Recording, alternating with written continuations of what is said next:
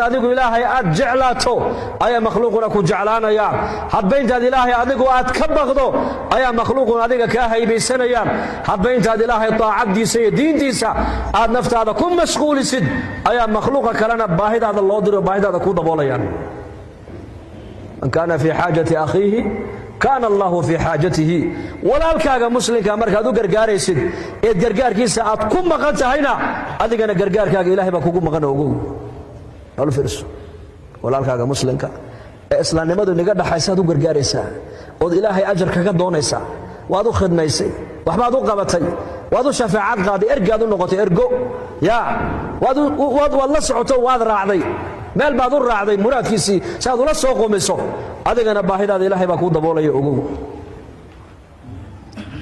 marka sirta noloshu waxa weeyaan ilaahay azza wa jalla xidhiidh fiican la yeelano qalbiga wuxuu ku raaxaystaa waa ilaahay dhikrigiisa khalqigu waxa ilaahay kugu sakhiraya waa ilaahay taacadiisa waxa qalbigaada ku nuuraya waa ilaahay dhikrigiisa waxa arsaaqada lagu waasiyaa waa ilaahay taacadiisa waxa maaragtaanay nolosha caafimaadka aad ku heshaa waa ilaahay taacadiisa cibaada inaku maanta waxa u haysanaa dad badan u haystaan cibaadadan islaamnimadu iyo diintu noogu yeedhayso hadday soon tahay hadday salaad tahay hadday xaj tahay hadday zakat tahay hadday diin laga shaqeeyo tahay hadday diin dadka la baro tahay hadday diin la barto tahay hadday xijaabi asr la qaato ay tahay waxaan u haysanaa cibaadadu in aakhira wax tarkeedu ka bilaamayo may adduunyada aad joogto noloshaada yare gaaban waxay ku hagaagaysaa waa ilaahay taacadiisa xidhiidh fiican la yeelo allah bas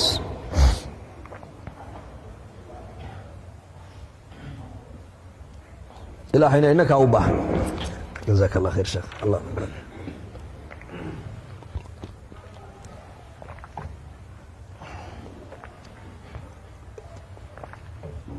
إلهي إنك أوبا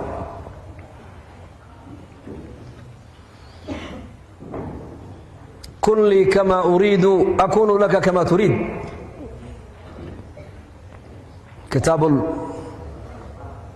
طريق الهجرتين إمام ابن قيم الجوزي رحمه الله قصده ku sheegay nabiyullaahi Muusa alayhi salaam markuu nabi Shuayb ariga uu jirayay dhul wuxuu ariga ku raacay maaragtaan iyaga iyo dhurwaagu ku badan yahay ariga marka la raacayna lama jeefsan karo geeliya looda marka la raacayo waa la jeefsan karaa laakiin arijuruhu ma jeefsan karo waayo dacwada ayaa ka dafaysa dhurwaaga ayaa ka qaadanaya Muusa alayhi salaam uu daalay marka geed buu hoos fadhiistay baa isagoo daalan dhinacna uga baqayo dhurwaaga inuu xoolaha ka qaato ka dafo ayuu yar jeefsaday hurdadii baa la tagtay mar dambe marka nabi Muusa uu baraarugay ushiisiibu waaye ila ulbu sitaa mugta markaas arigii buu dhaximid wuxuu arkay dhurwaa ushii nabi Muusa haysta alayhi salaam oo ariga neefka baal martaba u soo wicinayo ku soo celinaya markaas nabi Muusa yaabo sida uu eegay waa dhurwaagu ariga uga baqayba u soo ilaalinaya markaas la haatif dhawaaq buu maqlo lagu yiri kulli kama uriidu akunu laka kama turid ya Muusa sida anigu aan doonaya hadaad ii yeesho sida adigu aad rabtana anaka ku yeelanaba ilaahay ku yiri sida rabbi doonayo hadaan yeelo sida inaku doonana ilaahay noo yeelay dad badan baa kula noloshan maanta fahmi laanahay nolosha hadaad cibaadada ka dayweeda macaankeyga ma fahmi karaysid waad wareeri waad dawqi adoo wareersana malakal mawdka ku iman ogow laakiin haddii xiriirka ilaahay aan adkaysano oo iimaanka islaamnimada salaada cibaadada diinteenu ay naga noqoto maaragtaan dhaqan oo aysan naga noqon dhageysi kaliya oo diintu dhaqan ay naga noqoto waxaad arkaysaan adduunka dusheeda janno ku galana janno dadka adduunka ku nool baa waa afar qayboodba waa imisa afar qaybta koobaad waa nin adduunka dusheeda inta la joogo janno ku jira maalintuu dhintana laakiin naar buu galayaa kow ka labaad adduunka inta la joogo cadaab buu ku jira maalintuu dhintana cadaabkii weynaa buu galayaa laba ka saddexaad adduunka inta la joogo cadaab buu ku jira cadaab ayuu ku jira laakiin markuu dhinta jannu galaya ka afraad adduunka intuu jooga jannu ku jira maalintuu dhintana jannadii weyneed buu galaya dadka adduunka ku nool waa afartaaba si kale haddaan u dhigo mid waxa weeyaan waa janno ku sug mid waxa weeyaan waa cadaab ku sug, midna waxa weeyaan waa cadaab janno ku sug, midna waxa weeyaan waa janno cadaab ku sug. laba gaaladay khusaysaa, labana muslimiintay khusaysaa. labada gaaladan horta inii macnaynaya dhegaysta. waa gaal weeyaan, laakiin tharwa ilaahay siiyey, dhaqaala ilaahay siiyey, hanti buu leeyahay, oo gaalnimada waxa u dheer waa hanti. gaalkaasi adduunka dusheeda jannadiisii buu ku jiraa, maalintuu dhintana cadaabkii weynaa buu ku dhacayaa. addunya sijnu lmu'min wa jannatu lkaafir. say janno adduunyada ugu tahay kaafirka? waa kaafirka hantiilaha. laanna jannadiisu waa maxay? halkan adduunka intuu jooga wuxuu doonuu samayn, waxba ka xaaraan maaha. waxa uu doonuu cuni, waxa uu doonuu cabbi, waxa uu doonuu daawan, meeshuu doonuu mari, suu doonuu u fuuli, suu doonuu u socon, cidduu doonuu u tegi. wax haba yaraatee soo joojinaya oo qabanaya haba yaraatee ma jiro. shahwadiisa adduunka dusheedu ku gudanaya kaas. marka jannadiisii halkan weeyaan isaga, bimacnaa shahawaadkiisii adduunka dusheedu ku gudanaya weeyaan. waxa uu doonuu samayn, waxa uu doonuu cuni, waxa uu doonuu cabbi, dharkuu doonuu xidhan, suu doonuu timaha u xiiran, meeshuu doonuu tegi, waxa uu doonuu fuuli, siduu doonuu u hadli. halkan weeyaan jannadiisii isaga. laakiin maalintuu dhinta maxaa u dambaysaa?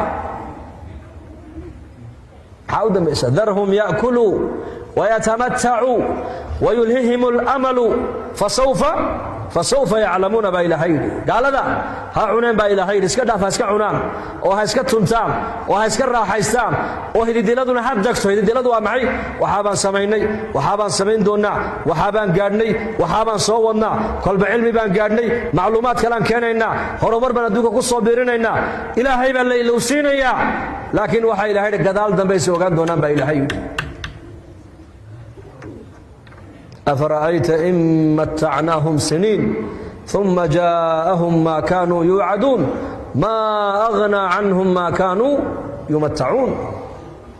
كورن بقى نبي محمد لقول لي هي هذا ندونك دوش هذا يرجع راح نكواس كدمنا وحي الله يبغى هي وكوي مادو غيري دي ما كوي من السقف أجل ما كودينين ده معاه كوي حاجة تمتعي أدونك دوش هذا كسر راح يستم هذا وحبه ومترين بقى إلى هيد ويلو بدونه.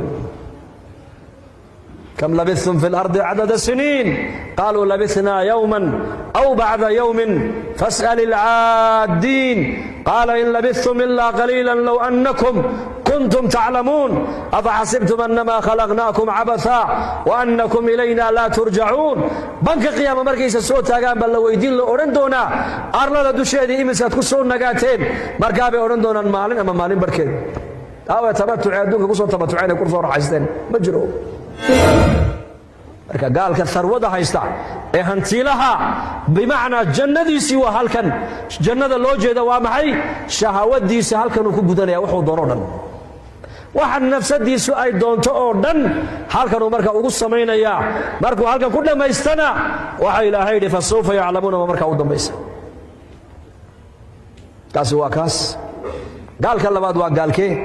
waa gaalka faqiirka. waa gaal laakiin gaalnimadiisa faqri baa u dheero darbi jiif weeyaan. meelaha buu khamriga intuu cabuu darbiyada ku dhacaa. adduunka dusheedii sidan uu ku yahay oo cadaab buu ku jiraa. aakhire markuu tagana cadaabkii weynaa buu gali walciyaadu billaah. xadiis waxaa jira faina ashqa alashqiyaa man ijtamaca calayhi faqru dunya wacadaabu alaakhira. fii shucab aliimaan buu ku sheegay imaam bayhaqi raximahullah.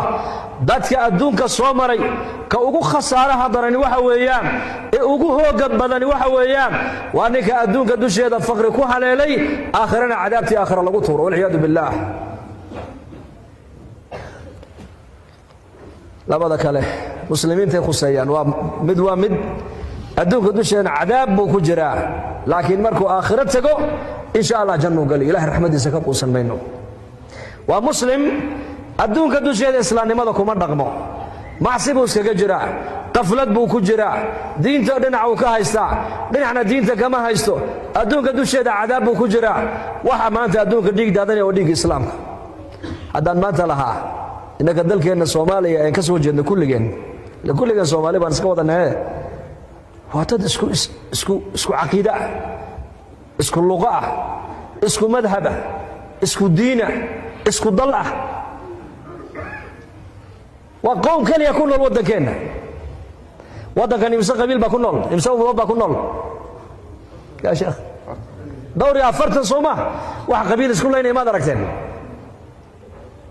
ما هي لماذا إنكم مسلمين وشهادين إن القبيلة سكول دمين وما الولبة كما قال سمر ولبة من البلاد قال ما كان داعي ويا سلينا يا ريح الدين ريح فاس سلينا يا ما السبب وترك الدين ويان ما دام الدين تسدي إلا الدنيا نوقف سويني عذابك أدوك كجرنا وقادا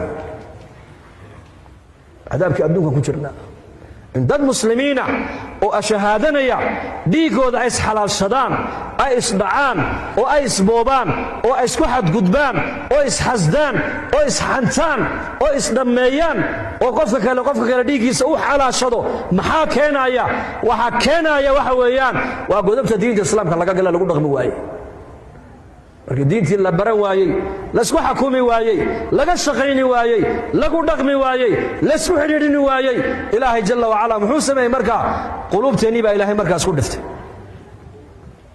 waynaka arkaya wadankan dhowr iyo 40 qowmiyadood baa inagula nool wala qolo la hadlaysa ma jirto nabad baa lagu wada nool yahay innakeena nabad baa ku wada nool nabad baa kula nool lah oo arsaaqad ku haysanaa oo amni ku haysanaa oo diinteeni si xorriyada aan ugu haysanaa wadankeeni aan ka soo jeednayna ayadoo dadkeenu 100% muslim isku afkaliya ay wada yihiin cadaab ku socdo cadaabkaas waa qabiilku waa nooc min alcadaab weeyaan لا ترجعوا بعدي كفارا يضرب بعضكم رقاب بعض النبي يقول أنا قد بدأ قال لي بدي بها وقول نقولين أبو رسول كويدي بعد بركينا كلا أقورت كجر أو ديجي ناس على شتان حداد أركت أمة إسلام شيء نسبة شيء نيسا أو نبنيك كلا ديجي سو حلال شدي حديث قال وحنا بيقول شيء يا إسلام ما هو حاس قال لي ما دي بدي بقول نقول الجاهلية دي وقال عذابك مركا مسلمين الدين أنا كل من أي كجران دقالك قبيلك كمدا وحوتك كمدا قحا يا كمدا أمد سديد الباب جهنم الله فري يقولك قال هذا أسس عطاء يا كمدا وعذاب نوع من العذاب إنه مسلم كويل هذا ما أنت قولك إسلام كنا وضي ما تعلو أو تعليني ما تعلو أو دختر في عن ملء أو نبت قلي ما تعلو أو أرزاقات ما تعلو أيه أرزاقات إلهي باهيا ولكن يسقوا حيري أرزاقات يورو بيت الله أمنك إلهي باهيا ولكن يسقوا حيري نبت قليد يورو بيت الله عافماتك إلهي باهيا لكن يسقوا حيري عافماتك وحويا لا يورو بي أمريكا بويا الله وحي إلهي لها أي أظن نسبة الصومة هذا تكلم ووحي إلهي كابدا مركا ديقا dadkeeni naga baxay dhulkeena ka baxay dhulka wada u baxay oo dhan maanta waxaan oran karaa 80 ama 70 mujtamaci naga tagay way ku daayeen ogaada in yar baa ka nool maanta in yar baa damiir leh oo dadnimadii diintoodii si haysata shalay mu'tamarkii dhamaaday culimadu ay soo gabagabeeyeen ayaan dhalinyar ka timideen Minnesota ka yimaadeen iyagoo dhowr ah markaas aniga iyo Sheekh Cabdirashiid ay u yimaadeen oo markaa miskiin nagu la tukadeen way noo warameen markaa aan 2004 bay ugu dambeysay qaradaas waxay yiraahdeen bariga aad timaadeen waan maqalay dadku way fiicnaayeen oo muslimiin bay haayeen oo dadku masaajida u badnaayeen laakiin maanta xaga kale beerta loo batay xaga beerta ma taqaanaan xaga balwada iyo khamriga iyo fisqiga loo batay bay yiraahdeen noo soo gurmada noo kaalaya waa dhalinyar waliba qaarkood halka bay ku dhasheen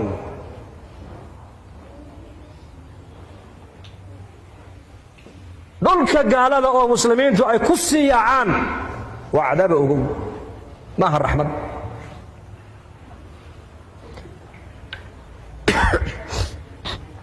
marka muslimka diinta aanan ku dhaqmaynin adduunka dusheeda cadaab buu ku jiraa laakiin aakhiro markuu tago arrinkiisu ilaahay buu hor yaallaa in shaa cadabahu hadduu doonana ilaahay waa cadaabi hadduu doono ilaahay waa u naxariisan taasi waa baabka ilaahay bay u taallaa laakiin ka afraad baan u socdaa dhegaysta waa kee waa mid adduunka dusheeda janno ayuu ku jiraa markuu dhintana jannadii weynayd buu galayaa waa kee waa muslim mu'mina oo adduunka dusheeda ilaahay sharcigiisa ku dhaqmaya oo diinta ilaahay ka shaqaynaya oo diinta ilaahay ku dhaqmay oo ummadda baraya diinta oo diinta noloshiisa ay ka muuqato muslimkaasi adduunka dusheeda wuxuu ku jiraa janno maalintuu dhintana jannadii weynayd buu gali doonaa insha Allah dhahda yaa u diyaar janno ku sugan helo insha Allah dhahda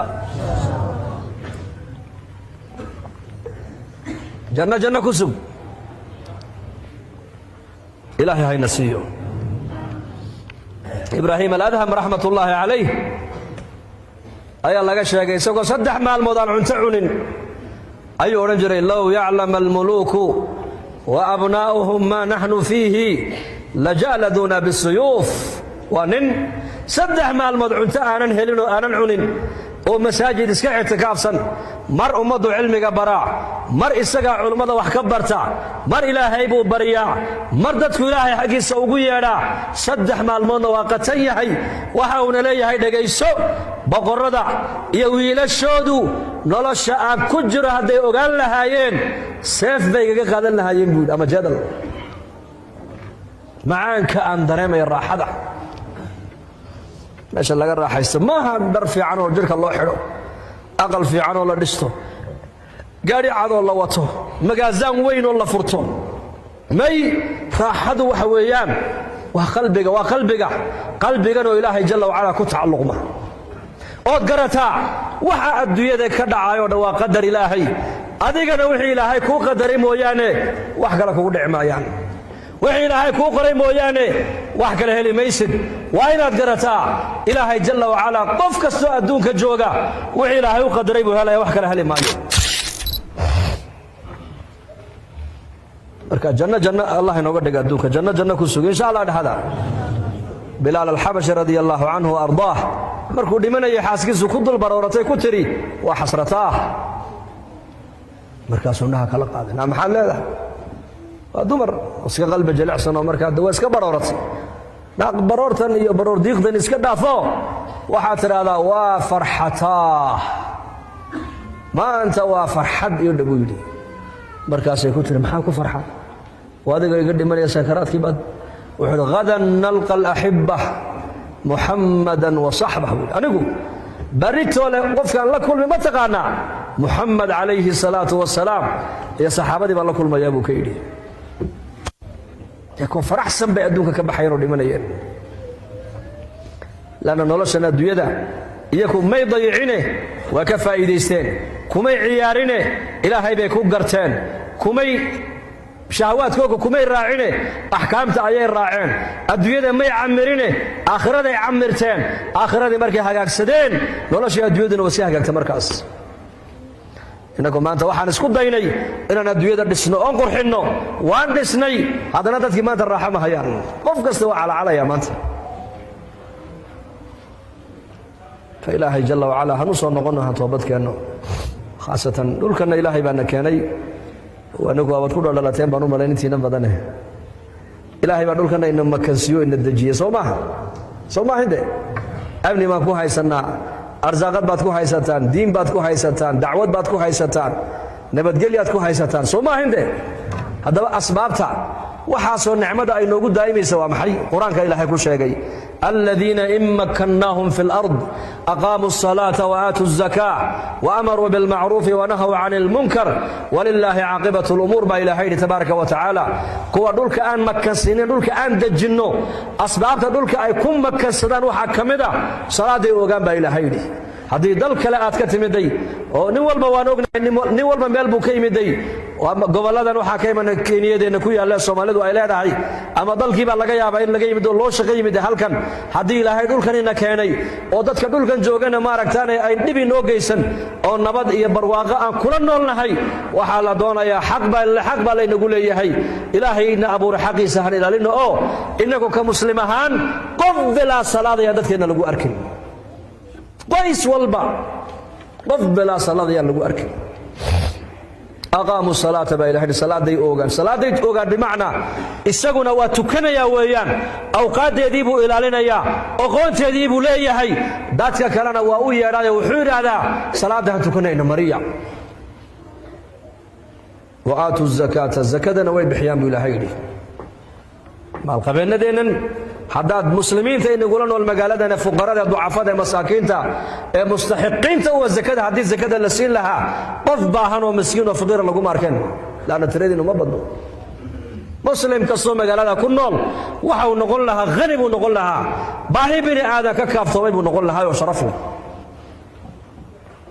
wa وأمروا بالمعروف دتك وانا غفر يا دتك الله نوشهين رأس معروف ابن عباس وحيري وتوحيدك dadka laa ilaaha illa allah baa loogu yeedhayaa dadka islaamnimada la gaarsiinayaa dadka waxa la gaarsiinayaa tawxiidka loogu yeedhayaa wixii wanaag ee sharcigu faray baa la farayaa waraasul munkarna waa maxay yanhauna 'anil munkar waa maxay munkarka dadka ka reebaysan waxa la yiri raasul munkarna waa shirkiga waa gaalnimada kufriga iyo gaalnimada ummadda waan ugu digaynaa leedahay ka daayo ka toobadkan ilaahay uga soo noqda